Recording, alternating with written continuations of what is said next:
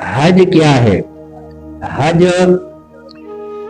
حضرت ابراہیم علیہ الصلوۃ والسلام، حضرت حاجرہ رضی اللہ تعالی عنہ اور حضرت اسماعیل علیہ الصلوۃ والسلام کی ادا جو اللہ جل جلالہ کو قبول اور منظور ہو، اس کا نام کیا ہے؟ حج۔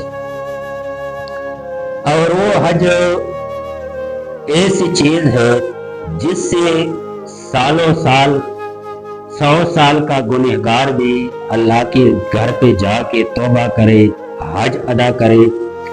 تو حدیث پاک میں ہے یہ اس طرح صاف ستھرا ہو گیا گناہ سے جس طرح ماں کے پیر سے اس ٹائم بھی بچہ جیسے پیدا ہو۔ جب بچہ پیدا ہو جاتا ہے تو بغیر گناہ بغیر قصور کا ہوتا ہے۔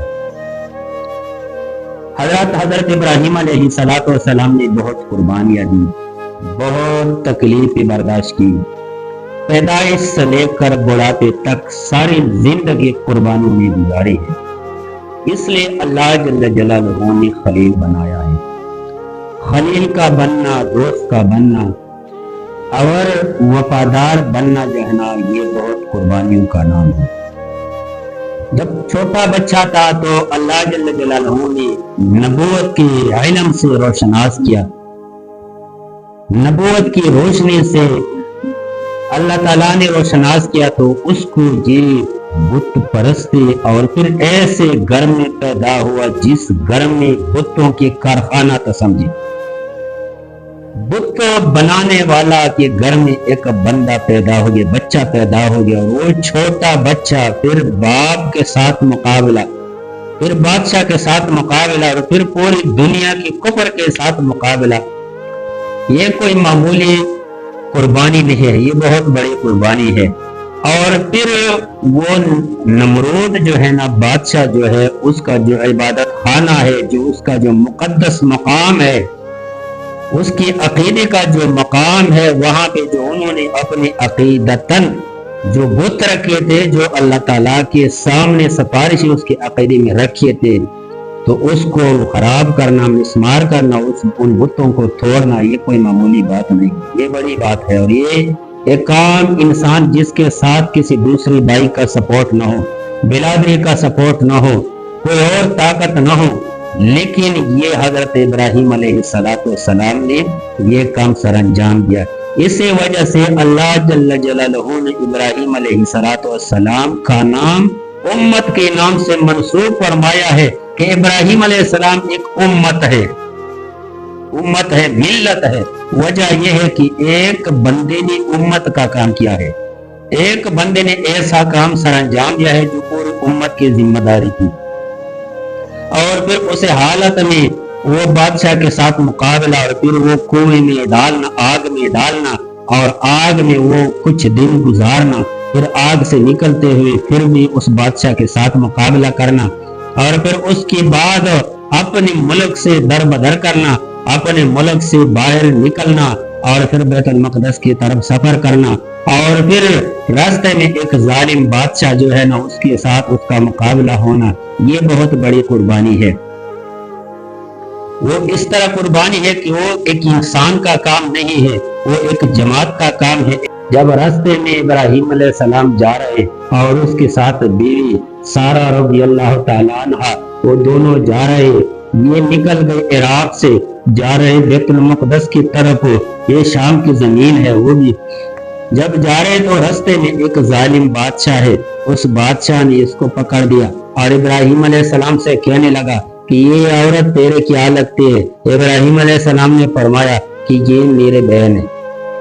اور واقعی کیونکہ اس وقت دنیا میں دو بندے مسلمان تھے، ایک مسلمان دوسری کا بھائی ہے، ایک حضرت ابراہیم علیہ السلام۔ پوری دنیا میں مشرق سے مغرب تک، شمال سے جنوب تک، چار چٹورے دنیا میں صرف دو بندے مسلمان ہیں، ایک کا نام ہے حضرت ابراہیم علیہ السلام، دوسرے کا نام ہے حضرت سارہ علیہ السلام۔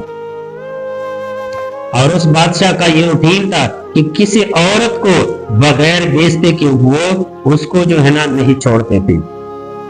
تو جب اس نے ابراہیم علیہ السلام کو اپنے پاس رکھا، حضرت سارہ علیہ السلام کو پاس رکھا، اور رات کو ظالم جابر بادشاہ وہ اٹھتا ہے اور حضرت سارہ علیہ السلام کی بیچتے کے لیے وہ نیت کرتا ہے. جب وہ نیت کرتا ہے، ارادہ کرتا ہے، اللہ جل جلالہ زمین کو حکم دیتا ہے کہ اس ظالم بادشاہ کو کھینچ لو، اس کو دھنس دو زمین کے اندر. زمین نے کھینچ لیا، یہاں تک کہ اپنے گونڈوں تک، گھٹنوں تک زمین میں دھس گیا. بادشاہ زور لگا لگا کے زمین اس کو چھوڑتا نہیں، تو پھر اس نے ارادہ تبدیل کیا کہ اگر میں چھوڑ گیا تو اس عورت کو میں کچھ بھی نہیں کہوں گا.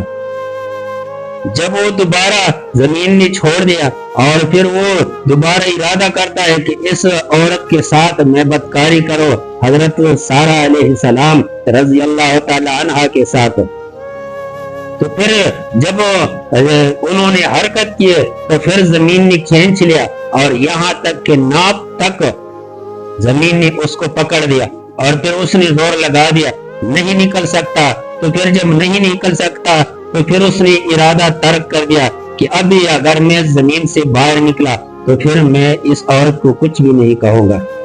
پھر چھوڑ دیا. جب چھوڑ دیا پھر اس نے آرام کر دیا. آرام کے بعد اس نے پھر ارادہ کر دیا، یہاں تک کہ وہ سارہ رضی اللہ عنہ کے پاس آنے لگا تو زمین نے سینے تک کھینچ دیا. جب سینے تک کھینچ دیا اس کا جسم اکڑ گیا، جسم اس طرح ہو گیا جس طرح کی لکڑی بن گیا. پھر اس بندے نے توبہ کیا کہ اگر اس دفعہ میں چھوڑ گیا، میرا جان چھوڑ گیا، میں کھول گیا تو پھر اور اس عورت کی میں احترام اور عزت سے پیش آؤں. جب پھر زمین نے چھوڑ دیا، صبح ہو گیا تو اس نے حضرت ابراہیم علیہ السلام کو بہت بہترین کھانے کھلائے، بہت بہترین پینے والا اشیاء کھلائے اور حضرت سارہ رضی اللہ عنہ کو دی.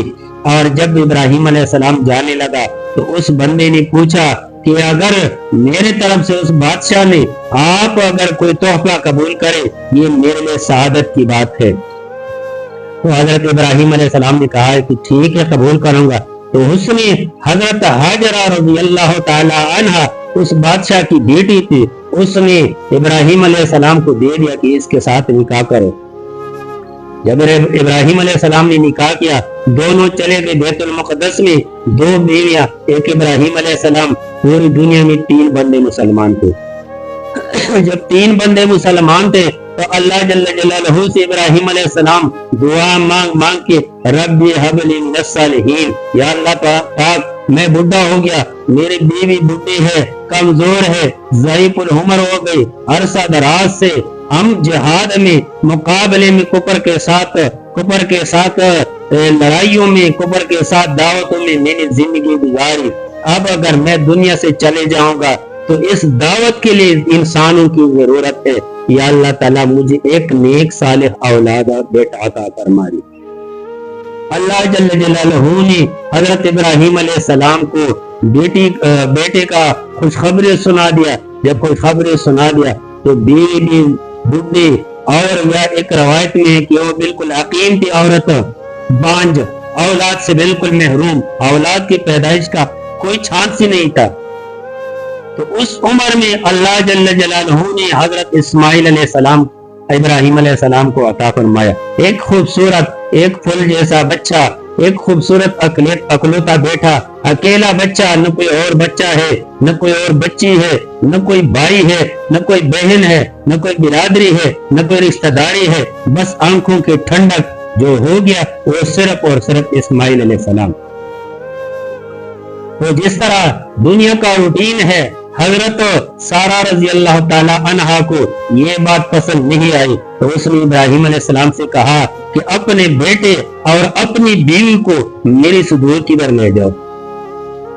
حضرت ابراہیم علیہ السلام بیت المقدس سے نکلتے ہیں اور ساتھ بیوی بھی ہے حضرت حاجرہ رضی اللہ عنہا، اور حضرت اسماعیل علیہ السلام چھوٹا بچہ ہے، اونٹ پہ سوار ہو گئے. جب مکے میں آ گئے تو مکے میں دیکھ لے ابراہیم علیہ السلام نے نہ کوئی ہوا ہے خوشگوار، نہ کوئی درخت ہے، نہ کوئی پانی ہے، نہ کوئی آبادی ہے، نہ کوئی رشتہ داری ہے، نہ کوئی بازار ہے، نہ کوئی خرید و فروخت ہے، نہ کوئی غلے کا سسٹم ہے، نہ کوئی پانی کا سسٹم ہے، نہ کوئی ڈاکٹر کا پروگرام ہے، کچھ بھی نہیں ہے. ویران پتریلی زمین پہ حضرت ابراہیم علیہ السلام اس کو چھوڑ دیتے ہیں۔ اللہ نے فرمایا وہ امتحانات کو چھوڑ دے، آئندہ امتحان کے لیے تیار ہو جاؤ۔ یہ خوبصورت بیٹا جو تیرے ساتھ کھیلتا ہے، تیرے ساتھ تیرے آنکھوں کا ٹھنڈک، تیرے دل کا سکون، اور یہ بیوی جو بادشاہ کی بیٹی ہے، خوبصورت عورت ہے، ان دونوں کو اس ویران جگہ پہ چھوڑ دے۔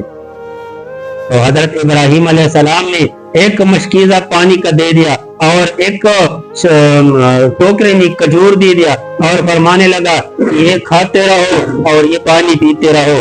ابراہیم علیہ السلام نے یہ نہیں بتایا کہ میں کہاں جا رہا ہوں، میں کیا کر رہا ہوں۔ تو ابراہیم علیہ السلام پیچھے موڑ کر اور واپس جانے لگا۔ حضرت حاجرہ رضی اللہ تعالی عنہ پیچھے سے آواز دے رہے کہ اے میرا خاون، میرے سر کا تاج، آپ نے مجھے میں اور میرے بیٹے کو کس ویران جگہ پہ چھوڑ دے، یہاں تو پتھروں کے علاوہ اور کچھ بھی نہیں، یہاں پر سایہ بھی نہیں، یہاں پر جانوروں ڈنگروں سے جانوروں سے بچنے کا کوئی طریقہ بھی نہیں، کوئی درندوں سے بچنے کا کوئی چیز بھی نہیں، یہاں پہ آپ نے ہمیں کیوں چھوڑ دے۔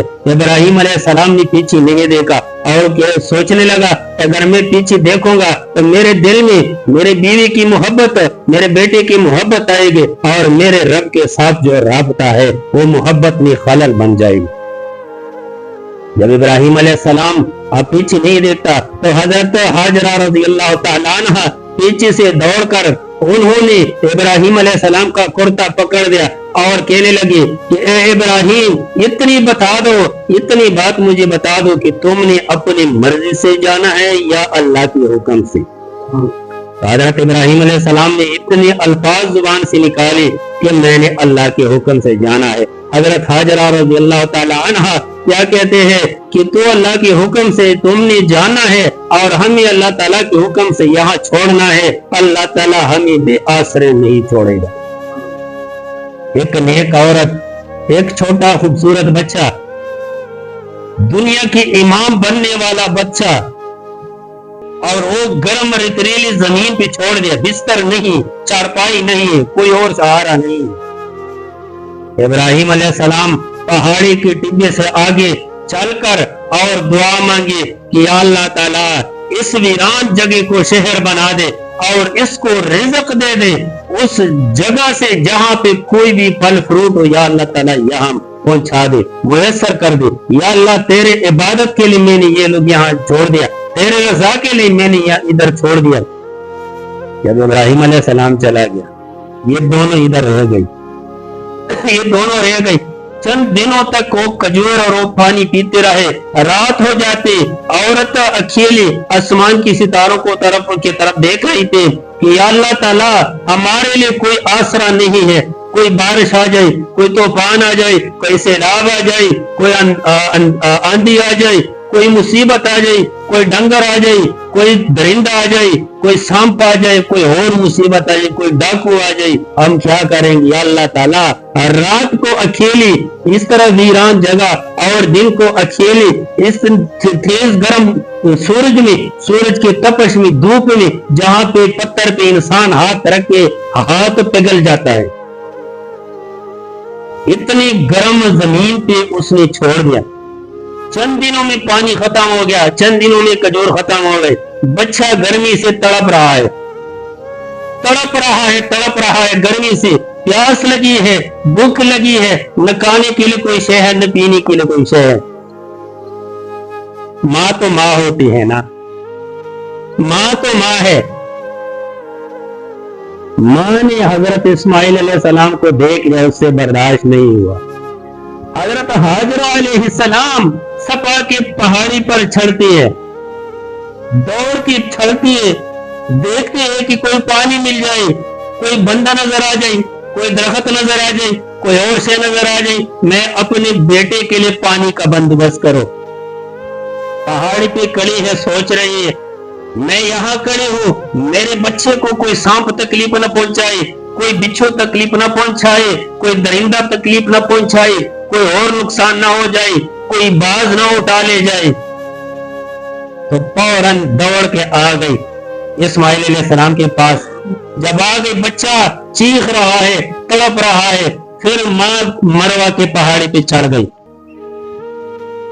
پھر وہاں پہ سوچ کی اس طریقے سے پھر واپس آ گئے، پھر صفا کی پہاڑی پہ 7 چکریں لگا کے 7 چکر مکمل ہو گئے۔ اے حاجی صاحبہ، حاجی صاحبان، عمر والا صاحبان، آپ لوگوں نے 7 چکریں لگائی ہیں نا صفا مروہ کے، یہ میرے اماں کے حاجرہ رضی اللہ عنہا کے چکریں ہیں۔ جب آ گئے اور 7 چکروں کے بعد دیکھ لیا حضرت اسماعیل علیہ السلام زمین گرم زمین پہ ایڑی مار کر، وہ ایڑی کی جس مقام پہ انہیں ایڑی ماری تھی پانی کا چشمہ پھٹ رہا ہے، پانی نکل رہا ہے بڑا پریشر کے ساتھ۔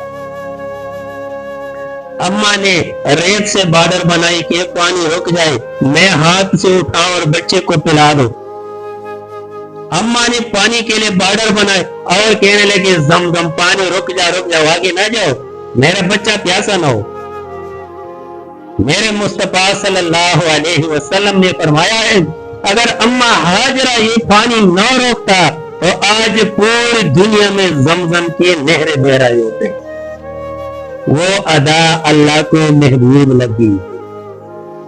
اللہ نے ہمارے لیے حج کا حصہ بنایا ہے، عمرے کا حصہ بنایا ہے۔ پھر اس کے بعد بچہ کھیلنے سے جوانی میں آ گیا، بچہ بڑا ہو گیا۔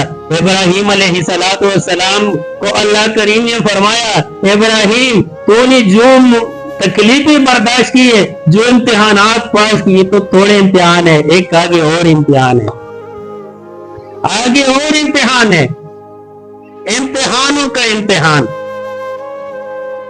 کئی عرصے سے بیٹا نہیں دیکھا تھا، دل کرتا ہے کہ جا کے بیٹے کا دیدار کرے، بیٹے کو دیکھ لے، بوسہ دے دے، سینے سے لگا دے، پیار دے دے، محبت دے دے، دل کو سکون مل جائے، آنکھوں کو ٹھنڈک مل جائے، خوشی محسوس ہو جائے۔ اللہ کریم نے خواب میں فرمایا کہ ابراہیم جو چیز محبوب ہو وہ قربانی کرو۔ اس میں 2 اقوال ہے، ایک قول یہ ہے کہ ابراہیم علیہ السلام نے اونٹوں کو ذبح کیا، پھر خواب آئے کہ بھائی جو محبوب چیز ہو وہ ذبح کرو، پھر تیسرے دفعہ خواب آئے کہ بھائی جو سب سے زیادہ محبوب چیز ہو وہ ذبح کرو۔ اس نے سوچا مجھے تو سب سے محبوب چیز جو ہے نا وہ حضرت اسماعیل علیہ السلام ہے، جو میں نے رب سے مانگ کے اللہ نے دے دیا تھا، اس کے علاوہ میرے دل کو سکون ملتا ہی نہیں، وہی سکون میرا وہی ہے۔ تو حضرت ابراہیم علیہ السلام بیت المقدس سے نکلنے لگا، راستے میں کیا سوچتے ہوں گے، یا اللہ تو ناراض نہ ہو جائے، یا اللہ 100 بیٹے تیرے تو قربان، 1000 بیٹے قربان، تو ناراض نہ ہو۔ یار یہ خلیل اللہ بننا یہ تھوڑی بات ہے، اللہ کا خلیل بننا۔ آج کل ایک بندہ، ایک صدر، ایک وزیر اعظم کا دروانچی بننا ہے، ایک سیکورٹی گارڈ بننا ہے، اس کے لیے کتنی پروسیس سے نکلنا پڑے گا۔ ایک بندہ شاہنشاہ حضور، بادشاہی جہان، بادشاہی کائنات، رب کریم کا خلیل بننا ہے، اس کی دروازے کا بندہ بننا ہے، اس کے لیے تو لازمی قربانیاں دینی پڑے گی۔ تو حضرت ابراہیم علیہ السلام جب آیا، بیوی خوش ہو رہی ہے میرا خاوند آ گیا، کئی سالوں بعد آیا، خوشی سے کھل رہی ہے۔ اگر کوئی عورت، یہ صرف عورتوں کی اس چیز کا پتا ہے، اگر کوئی عورت ہو اس کی خاوند باہر ملک میں ہو اور کئی سالوں بعد وہ بند آ رہا ہوگا، پہلے تو بہت اچھا ترتیب تھا، طریقہ تھا کہ اچانک مہمان آتا تھا گھر والے خوش ہو جاتے تھے۔ اب تو پہلے پتہ چلتے فون پہ کہ بھائی میں پلان دن پہ آ رہا ہوں، پلان جگہ پہ پہنچ گیا، وہ اچھا سٹول عزت ختم ہو گیا۔ تو بیوی کو جب بندہ فون کرے کہ میں آ رہا ہوں، تو بیوی کتنے دنوں سے پہلے اپنے گھر کی رونقیں، خوبصورتیاں، کپڑے زیب و تن کرنا اور اپنے بچوں کی کیئر کرنا کہ یہ خوبصورت ہو جائے اور میرا خاوند آ جائے، اپنے بچوں کو دیکھ کے، مجھے دیکھ کے وہ بھی خوش ہو جائے اور میں بھی خوش ہو جاؤں۔ تو حضرت حاجرہ رضی اللہ تعالیٰ عنہ خوش ہو رہی، میرا خاوند آ گیا، میرے سر کا تاج آ گیا، اللہ کا خلیل آ گیا۔ بیٹا بھی خوش ہے، بیٹا دوڑ کے حضرت ابراہیم علیہ السلام سے جپا مارا، گود میں ابراہیم علیہ السلام نے اٹھا لیا، بہت ساری ہو گیا. فرمایا بیٹھ جاؤ پانی پی لو, بیٹھ جاؤ سکون کرو. بولا نہیں, کیا مسئلہ ہے؟ اللہ کریم نے میرے سے مانگا اسماعیل کی قربانی. بیوی ایماندار بیوی تھی, بیوی نے انکار نہیں کیا. اگر ہماری طرح بیویاں ہوتے کیا کہتے تھے؟ او دوسری جو سوکن ہے نا, اس نے ورغلایا ہوگا کہ جا کے اس کی بیٹے کو مار دو. ہماری طرح بیویاں نہیں تھی. اللہ نے اپنی خلیل کے لیے خلیل جیسے توفی کو, ہیری کو چھوڑ لیا تھا. تو بیوی نے کہا جو کرو اللہ کا حکم ہے کرو. بیٹے سے پوچھا, بیٹا نے یہ نہیں کہا کہ تم نے میرا جو شریک بھائی ہے, جو سوتیلا بھائی ہے اسحاق علیہ السلام, اس کو خوش کرنے کے لیے آپ مجھے ذبح کرتے ہو, میرے وراثت کے لیے مجھے ذبح کرتے ہو, اس کو وراثت دیتے ہو. اللہ نے خلیل کے لیے بیٹا بھی اسی طرح منتخب کیا ہے, چنا ہے.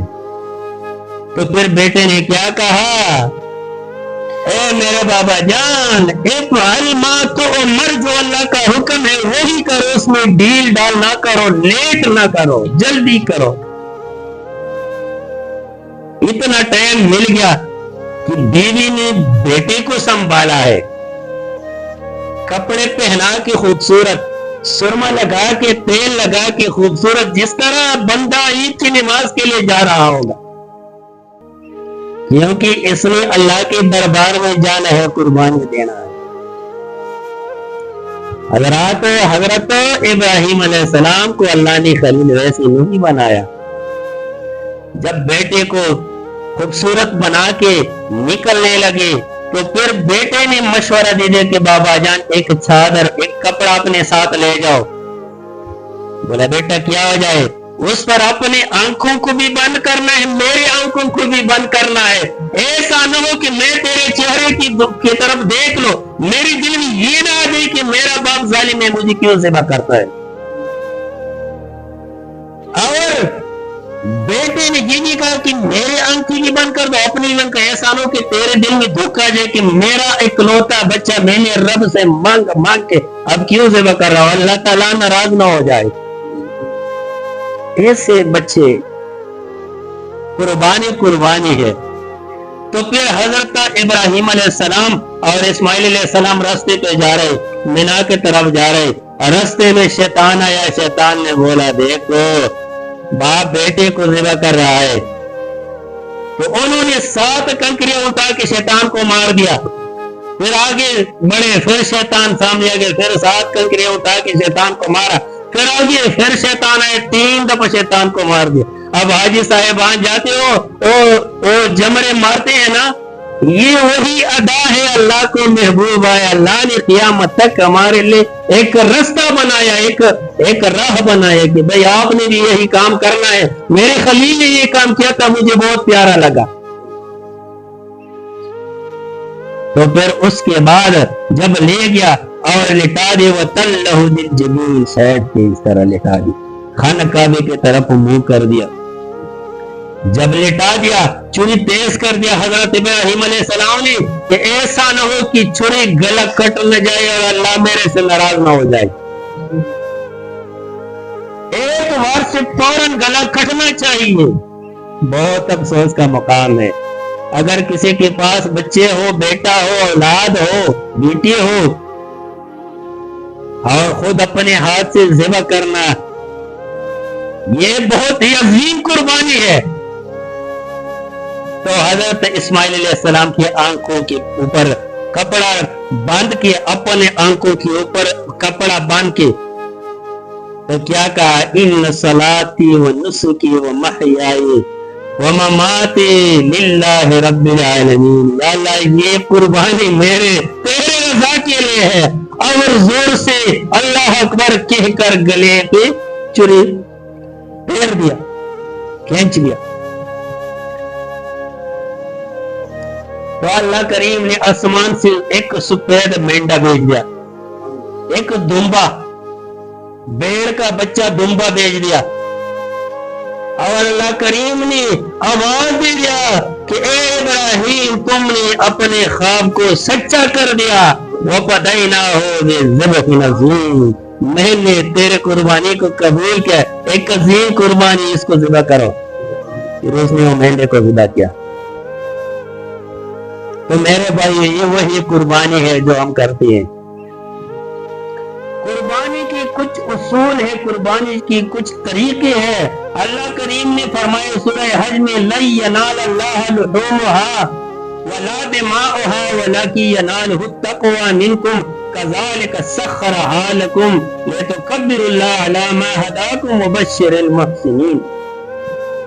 اللہ کو گوشت کی کوئی ضرورت نہیں، اللہ کو خون کی کوئی ضرورت نہیں، اللہ کو تمہاری نیتوں کی ضرورت ہے، دلوں کی ضرورت ہے۔ تو قربانی صرف ڈنگر کو ذبح کرنا نہیں، قربانی اپنی خواہشات کو قربان کرنا ہے۔ سمجھ آ گئی جی؟ جو بندہ سود کھانے والا ہے سود چھوڑ دو، یہ قربانی سے پہلے رب کو راضی کرنا ہے۔ جو جوا کھیلنے والا ہے جوا چھوڑ دو، جو شرابی ہے شراب چھوڑ دو، جو زنائی ہے زنا چھوڑ دو، یہ قربانی ہے۔ پھر اس کے بعد ڈنگر کو ذبح کرنا ہے۔ اب یہ قربانی کا جو سیزن ہے، جو عید، تو اس قربانی میں ہم لوگوں نے سب سے پہلے اپنے نفسیاتی خواہشات کو قربان کرنا ہے۔ جس کے پاس کسی کا حق ہے اس کا حق دینا ہے، یہ قربانی ہے پہلے، ورنہ قربانی قبول نہیں ہے۔ لَن يَنَالَ اللَّهُ لُحُومُهَا وَلَا دِمَاؤُهَا وَلَكِنْ يَنَالُهُ التَّقْوَى مِنْكُمْ۔ تقوی کیا ہے؟ تقوی یہی چیز ہے، گناہ سے بچنا، شک والی چیز سے بچنا۔ جس چیز میں شک ہے کہ یہ حلال ہے حرام ہے، اس کو چھوڑ دو، حرام کر دو، اس کو حرام کر دو۔ یہ شک والی چیزوں سے بچنا ہے۔ تو میرے بھائیو، قربانی کے لیے کچھ اصول ہے، وہ یہ ہے کہ اللہ تعالیٰ کو راضی کرنا ہے، اللہ کریم کو راضی کرنا ہے، اللہ جل جلالہ کی رضامندی حاصل کرنا ہے۔ نبی کریم صلی اللہ علیہ وسلم نے فرمایا ہے ان اللہ لا ينظر الى صورکم، اللہ تعالیٰ تمہاری شکلوں کو نہیں دیکھتا، یہ کالا ہے، گورا ہے، چٹا ہے، یہ سانولا ہے، اس کا کیا رنگ ہے، کس طرح رنگ ہے، اللہ تعالیٰ تمہاری رنگوں کے ساتھ کوئی کام ہی نہیں۔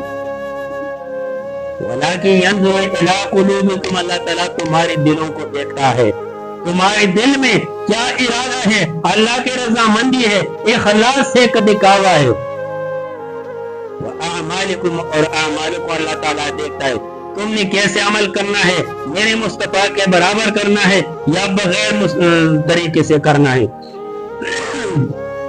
اس طرح کچھ سوالات ہیں، اس کے جوابات بھی نہیں، لیکن تھوڑا ہے ٹائم۔ اور رسول اللہ صلی اللہ علیہ وسلم اکثر جو مینڈا ہے نا، یہ دمبا، رسول اللہ صلی اللہ علیہ وسلم اکثر 2 دمبے ذبح کرتے تھے قربانی کے لیے۔ یہ اب ہمارے سوالاتوں میں بھی آئے گی۔ اس طرح رسول اللہ صلی اللہ علیہ وسلم جو ہے نا، یہ جب بھی قربانی کرتے تھے تو کوشش کرتے تھے کہ بہترین جانور مل جائے، ایک اچھی طریقے سے جانور مل جائے، ایک اچھا جانور مل جائے، تو پھر قربانی کرنا ہے اچھے جانور کو، بیکار جانور پہ نہیں، کیونکہ یہ تمہارے لیے براق ہے، جنت میں آپ اس پہ سوار ہو کہ جنت میں جانا ہے۔ تو اس لیے کچھ سوالات ہیں، اس کو تھوڑا چھیڑنا ہے جی۔ ایک سوال یہ ہے کہ قربانی کون سی جانور پہ جائز ہے اور کون سی جانور پہ جائز نہیں ہے۔ اس سوال کا جواب یہ ہے کہ حضرت علی رضی اللہ تعالیٰ عنہ نے فرمایا کہ نبی کریم صلی اللہ علیہ وسلم نے مجھے اس بات پہ مامور کیا کہ جانور کے آنکھ اور جانور کے کان کو اچھی طرح چیک کرنا ہے، یعنی کان مکمل ہو، کٹا ہوا نہ ہو۔ یہ سارے مسئلے میرے یوٹیوب چینل پہ ہے، جو دیکھتے ہیں نا، یہ یوٹیوب جو ہے نا، یہ چلتے ہیں اسی طریقے سے ڈائریکٹ۔ ایک کان کٹا نہ ہو، لمبائی سے کٹا نہ ہو، اوپر سے کٹا نہ ہو، نیچے سے کٹا نہ ہو، کان کے درمیان سوراخ نہ ہو۔ تو وہ جو ہے نا، نمبر 2 آنکھ، جو آنکھ مکمل صحیح سالم ثابت ہو. اور اسی طرح ایک اور راوی ہے برہ بن عازب رضی اللہ تعالی عنہ، اس نے کہا کہ رسول اللہ صلی اللہ علیہ وسلم نے ہمیں منع کیا ہے 4 قسم کے جانوروں سے، 4 قسم کے جانوروں سے. ان میں ایک اور جانور حملدار جانور بھی ہے. 4 قسم میں سے کون سے ہیں؟ 4 قسم میں سے ایک ہے لنگڑا، جس کا لنگڑا پن ظاہر ہو، چلتا پھرتا ہو، ڈینگو ڈینگو چلتا ہو، الٹا پلٹا چلتا ہو، لنگڑا پن. نمبر 2 کانا، آنکھ برابر ہو دونوں.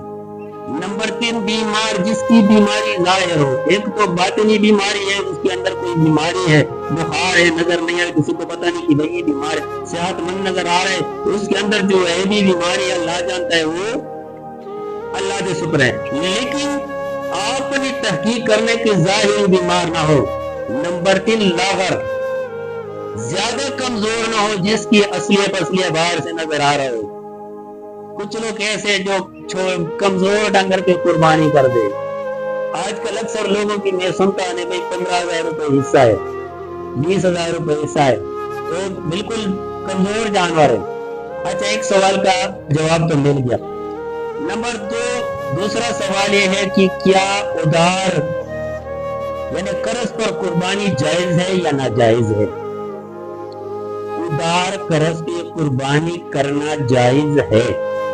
اگر کوئی بندہ ادھار لے لے پیسے کسی چیز پر قربانی کرے، یا جانور والے کو کہے کہ بھائی میں آپ کو بعد میں پیسے دیتا ہوں، پراڈی طور کو نہیں کہ بھائی میں قربانی کرتا ہوں پھر بعد میں تو بیچارہ تیرے پیچھے چلتا رہے، نہیں، پراڈی نہیں، اخلاصی. اور پھر بعد میں آپ کے پاس جو ہے نا گنجائش جب بنتے ہو تو پھر آپ نے اس گنجائش کے مطابق ٹائم دینا کہ بھائی میں نے پلان ٹائم تک آپ کے پیسے واپس کرنا ہے. تو اس طریقے سے ادھار پہ قربانی کرنا جائز ہے. اور جب کوئی بندہ ادھار پہ قربانی کرے، آئندہ سال اللہ جل جلالہ اس بندے کو اتنی طاقت دیتے کہ وہ نگد کی قربانی کرے گا. یاد رکھنا ہے اور یہ میرا پکا تجربہ ہے، میں نے آزمایا اس تجربے کو. دوسرا سوال ہو گیا. تیسرا سوال ہے گھر کے ہر فرد کو علیحدہ قربانی کرنا چاہیے یا اکٹھی قربانی کرنا چاہیے؟ یہ سوال اکثر لوگ کرتے ہیں. یہ حدیث ہے ترمذی، ابو داؤد وغیرہ میں ہے، موجود ہے.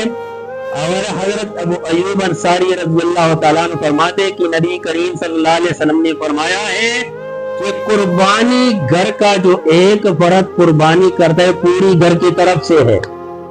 اگر اللہ تعالیٰ کسی کو گنجائش دے دے گھر کی ہر بندہ علیحدہ حصہ ڈالے تو یہ بھی اچھی بات ہے. ایک بندے نے ڈنگر لے لیا، جانور لے لیا، بگا لے لیا، اور اس نے اپنے گھر کی 6-7 بندے ساتھیوں کے ساتھ شامل ہو گئے، بھائی ہم گھر میں قربانی کریں. یہ بہترین طریقہ ہے، افضل طریقہ ہے. اگر نہیں ہے ایک بکرا لے لیا، آگے گنجائش نہیں ہے اس بکرے سے قربانی کیا تو پھر پوری گھر کی طرف سے قربانی ہو گیا. اچھا، چوتھا سوال ہے قربانی کی گوشت تقسیم کرنا یا گھر میں رکھنا. حضرت قتادہ بن نعمان رضی اللہ تعالیٰ عنہ راوی ہے اور حدیث موجود ہے بخاری میں بھی اور مسند احمد میں بھی. جب وہ پہلے لوگوں کے پاس گنجائش نہیں تھی، یہ دروازہ تھوڑا کھول دیں، گنجائش نہیں تھی تو رسول اللہ صلی اللہ علیہ وسلم نے فرمایا کہ بھائی آپ گوشت کے قربانی کے جو گوشت ہے نا 3 دنوں میں ختم کرنا ہے جی. 3 دنوں میں ختم. سمجھ آ گئی نا اس کا کیا مطلب ہے؟ اس کا مطلب یہ ہے کہ عوام سارے غریب ہے، آپ نے قربانی کے جتنا آپ کھا سکتے ہیں 2-3 دن میں کھا لو، جو نہیں تو پھر تقسیم کرو. اس کے بعد وسعت آ گیا دنیا میں، بندے جو ہے نا امیر ہو گئے، تو اس کے بعد یہ گنجائش ہے کہ جتنی گوشت آپ کھا سکتے ہیں کھا لو، جتنی آپ تقسیم کر سکتے ہیں تقسیم کر لو. اور حالانکہ ہماری شرعی سسٹم جو ہے نا یہ بہترین ہے. گوشت 3 حصے کرنا ہے، ایک حصہ رکھنا ہے اپنے بچوں کے لیے، اپنے گھر کے لیے، ایک حصہ دینا ہے اپنے رشتہ داروں کو جس نے قربانی کی ہے یا نہیں اس کو دینا ہے، تیسرا حصہ غریبوں کو دینا ہے. یہ قربانی کے گوشت کا طریقہ ہے. ایک पांचवा सवाल है, कुर्बानी के लिए 2 साल शर्त है या 2 दांत शर्त है? इसके लिए एक लफ्ज इस्तेमाल होता है अरबी में मुसिन्नतन, हदीस में लफ्ज मुसिन्ना है। मुसिन्ना ये साल के तरफ भी जो है कि भाई 2 साला, और दांतों के तरफ भी इशारा है कि 2 दांता। लेकिन इंसान जब पैदा हो जाते हैं तो उसका डेट ऑफ बर्थ लिखते हैं, बंद हुए प्लान तारीख प्लान दिन पे पैदा हो गया। बकरे का तो कोई नहीं लिखता कि भाई ये बकरा प्लान टाइम पे पैदा हो गया। गाय का तो कोई नहीं लिखता प्लान डेट पे मेरे गाय का बच्चा पैदा हो गया, बच्ची पैदा हो गई। तो ये 2 साला या 2 दांता, ये दोनों एक ही चीज है। लेकिन 2 दांत जो है ना, ये सबूत है कि ये 2 साला है। ये बड़े जानवर के लिए है, छोटा जानवर जो है ना उसके लिए साल है। बकरे के बच्चा साल बाद 2 दांता हो जाता है। तो ये 2 दांता जो है ना, ये बगैर, मैंने पहले बोला था कि भाई जिस चीज में शक हो, शक वाली चीज को तर्क कर दो, शक खत्म कर दो। इस्लाम में शक वाला चीज नहीं चल सकता। 2 दांत हो गया तो शक खत्म हो गया। अच्छा, एक कीड़े पर कुर्बानी जायज है क्या? कीड़े पर आप सल्लल्लाहु अलैहि वसल्लम ने कुर्बानी की या नहीं की? एक सहाबी है, वो पर मत है कि हमने एक सफर में कुर्बानी का मौसम आ गया, सीजन है, ईद का दिन आया, बड़ी ईद का, तो हम कुर्बानी के लिए हमारे पास जानवर थोड़े थे। तो हमने इस तरह काम किया। एक रवायत में है कि भाई 2 दांता के लिए हमने 3 जानवर दे दिया, और जब ऊंट है ना, ऊंट के लिए हमने 10 जानवर दे दिए एक ऊंट खरीदने के लिए। तो फिर रसूलुल्लाह सल्लल्लाहु अलैहि वसल्लम से हमने दरियाफ्त की कि हम इस तरह करते जानवर जो है ना ये थोड़े पड़ जाते हैं, इतनी जानवर है ही नहीं। तो फिर रसूलुल्लाह सल्लल्लाहु अलैहि वसल्लम ने फरमाया कि जो भेड़ का बच्चा है ना, कीड़ा है ना, उसके आप कफालत करे। मसला हल हो गया। जब जानवर मिलते हो धड़ाधड़, 2 दांत शर्त जरूरी है। जब मुयस्सर न हो, मजबूरन कीड़ा हुए, तो कीड़ा फिर भेड़ के बच्चे पे आप कुर्बानी कर सके। एक और हदीस में कि भाई दूसरे कुर्बानी से भेड़ का बच्चा अफजल है, वो अलग बात है। अच्छा, कुर्बानी का 7वां सवाल है, कुर्बानी का बेहतरीन जगह और वक्त क्या है? अब्दुल्लाह इब्न उमर रज़ियल्लाहु अन्हु फरमाते, बुखारी की हदीस है कि रसूलुल्लाह सल्लल्लाहु अलैहि वसल्लम के दौर में हम कुर्बानी ईदगाह में जानवर ले जाते थे और वहां पे ज़िबा करते थे। ईदगाह, अब तो ईदगाह नहीं, घरों में हम करते हैं। और वक्त जो है ना, वक्त नमाज ईद के बाद, नमाज ईद के बाद, और नमाज ईद के फौरन बाद कुर्बानी करना है। क्योंकि नमाज ईद से पहले एक बंदे ने कुर्बानी किया और आ गया रसूलुल्लाह सल्लल्लाहु अलैहि वसल्लम के कि हुजूर मैंने तो कुर्बानी करके आया, मैंने इस नियत से किया कि मैं जब भी कुर्बानी करूं मेरे बच्चे जल्द खुश हो जाए। रसूलुल्लाह सल्लल्लाहु अलैहि वसल्लम फरमाया कि आपने अपने बच्चों के लिए गोश्त बनाया है, कुर्बानी नमाज के बाद है और ईदगाह में, ये बेहतरीन टाइम। लेकिन कोशिश करना है कि अच्छा नमाज का टाइम कौन सा टाइम बेहतरीन अफजल तरीन टाइम है? ईद का। हम तो आराम से कपड़े चेंज करते हैं, आराम से तैयारी करते, 1-2 घंटे लगते। बेहतरीन वक्त इशराक का टाइम है, जब सूरज तुलू हो जाता है ना, ये नमाज ईद का बेहतरीन टाइम है, अफजल तरीन मसनून टाइम है। हम तो 11 बजे से पीछे पड़ते हैं, और हमारे एक मौलवी तो उसने 2 दफा ईद पढ़ाई अपने जनाज़ा में। एक दफा ईद पढ़ाई, फिर उसने बोला हमारे आवाम पे ऐसे देते मौलवी को, पीछे बाद काफी बंद आ गए, मौलवी सब दोबारा हमें पढ़ा लो, दोबारा पढ़ाई। फिर मैं गया, मैंने बोला मुझे से आपने ही क्या ये नमाज ईद का तो कज़ा भी नहीं है, इसमें सजदा सावा भी नहीं है, ये दोबारा किस तरीके से पढ़ा है? बोले यार लोगों ने पकड़ लिया कि भाई पढ़ा दो, मैंने पढ़ा दिया। फिर हाथ जोड़ के यार गलती, मैं गलती ना कर, पूछना है किसी से, मैं तो अनजान बंदा हूं, मैंने इतना पता है, तो तुझे तो खामखा मस्जिद का कारी साहब है, तो पता है उसे। अच्छा, एक बेहतरीन सवाल है, सुन लीजिए, टाइम थोड़ा है। क्या औरत जानवर ज़िबा कर सकते हैं या नहीं? इसके लिए मेरे पास दलील है, काब बिन मालिक रज़ियल्लाहु ताला अन्हु, ये एक सहाबी है, ये हज़रत उमर रज़ियल्लाहु ताला अन्हु के दौर में काजी था, और ये बहुत आलिम सहाबी है। और ये हदीस मौजूद है बुखारी में भी और उम्दतुल कारी में भी मौजूद है। एक औरत ने एक बकरा ज़िबा किया, یا بکری، اور کس چیز سے؟ پتھر سے ذبح کیا، اس کے پاس چھری نہیں تھے، جب ذبح کیا تو اس عورت حیران ہوئی تو میں نے تو بکرا ذبح کیا یا بکری، یہ حلال ہے یہ حرام ہے؟ عورت کی ذبح کے بارے میں وہ جلدی جلدی رسول اللہ صلی اللہ علیہ وسلم کو اطلاع پہنچ جائے گا، بھائی اس عورت نے بکری کو ذبح کیا، رسول اللہ صلی اللہ علیہ وسلم فرمائی حلال ہے کھاؤ۔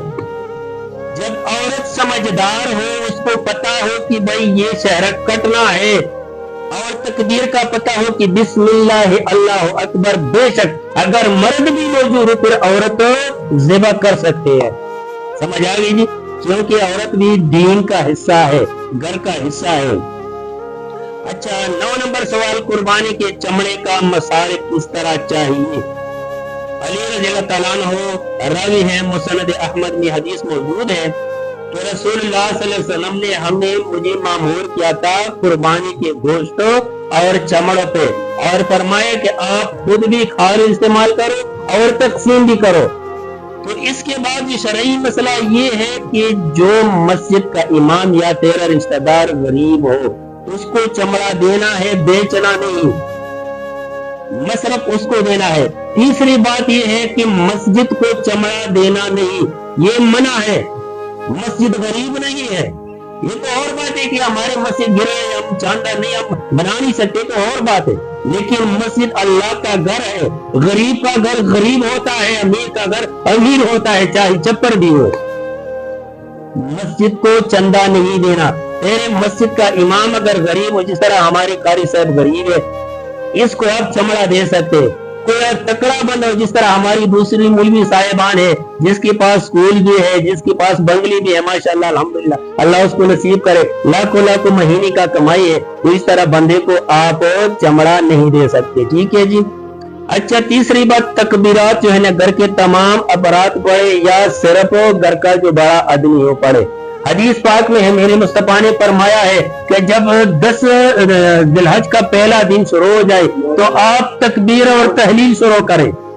وہ 3 دن تو علیحدہ ہے، وہ علیحدہ ہے، وہ علیحدہ ہے، لیکن اس 10 دنوں میں، یہ 10ویں دن تک، یہ 10 دن جو ہے نا یہ ذکر اذکار کے لیے افضل ترین ہے، اور اس میں چھوٹے بڑے برابر ہے، سب کو چاہیے نہیں کہ نماز کے بعد چلتے پھرتے پڑھ رہے ہو تکبیر اور تحلیل، اللہ اکبر لا الہ